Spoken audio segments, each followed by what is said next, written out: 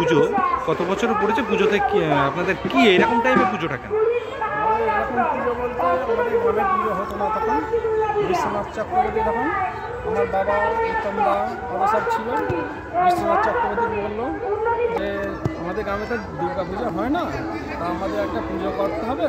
বললো তোরা পুজো করবি, এই সময় একটা এরকম পুজো হয়, তাহলে তোরা যদি করিস দেখ তাহলে। তারপর বললো মাটি টেস্ট করতে হবে, এটা একটা শ্মশান, মাটি টেস্ট করে বললো সেই মতো এই সময় পুজোটা করার উদ্দেশ্য হচ্ছে এই সময় করলে একটা অষ্ট মহালক্ষ্মী দুর্গা পুজো, এই সময় পুজোটা করলে ধান শস্য অভাব ছিল না, তখন এই সময় পুজোটা হয় শস্য ভালো হয়।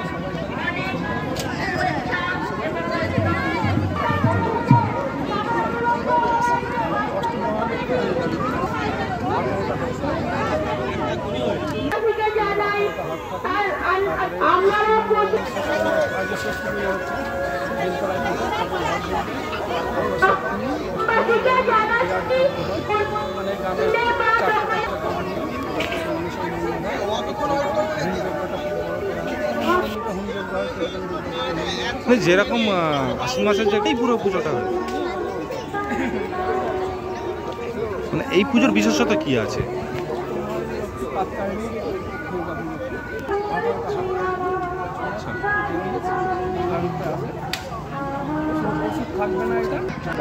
আরেক মাল 10 টাকা, 30 টাকা, 60 টাকা, 80 টাকা, 100 টাকা। আচ্ছা, এই এলাকায় এই পুজো নিয়ে কিরকম অনুমান?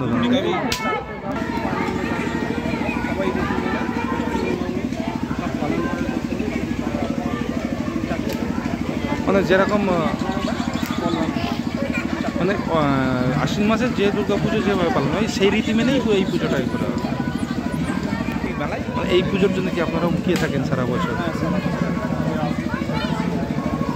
এই 4 দিন পুজোর মধ্যে সব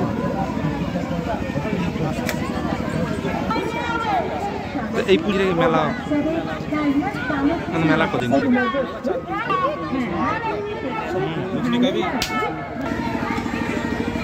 আপনার নাম? যেটা অকাল দুর্গা পুজো বলে নামে পরিচিত, আপনারা কীরকম এটা আনন্দ উপভোগ করেন? আনন্দ মানে সবাই তো আনন্দ উপভোগ করি, আমাদের 1 বছর পরে আবার এই পুজো আসছে, একটা সবাই ভাবি যে হ্যাঁ পুজো আসছে, এটাই আনন্দ আছে। আমাদের ষষ্ঠী পুজো শুরু হবে, সকলের আনন্দের মধ্যেই আমরা থাকি, মানে উন্মাদনা তুঙ্গে। পুজোর যে একটা শারদীয়া দুর্গা পুজোর যে উন্মাদনা প্রায় 1 মাস 1.5 মাস থেকে, আমাদেরও সেই একই শারদীয়া দুর্গা পূজার পর থেকেই আমাদের উন্মাদনা তুঙ্গে থাকে যে কখন বসন্ত পঞ্চমীতে আমাদের এই দুর্গা পুজো হবে। মানে অবশ্যই সব একইভাবে রীতি মেনে আমাদের পুজো হয়। ষষ্ঠী, সপ্তমী, অষ্টমী, নবমী, দশমী যেভাবে যে আমাদের শারদীয়ার রীতি, সেই একইভাবে রীতি পালন করে পুজো হয়। মানে এতে উপবাস? হ্যাঁ, আমাদের মেলা বসে, আমাদের হচ্ছে 5 দিনের মেলাটা শুরু হয়ে গেছে। আজ হচ্ছে আমাদের ষষ্ঠী, সপ্তমী, অষ্টমী, নবমী, দশমী পর্যন্ত আমাদের মেলা একইভাবে চলে। নামটা? আমার নাম অভিষেক সাধু।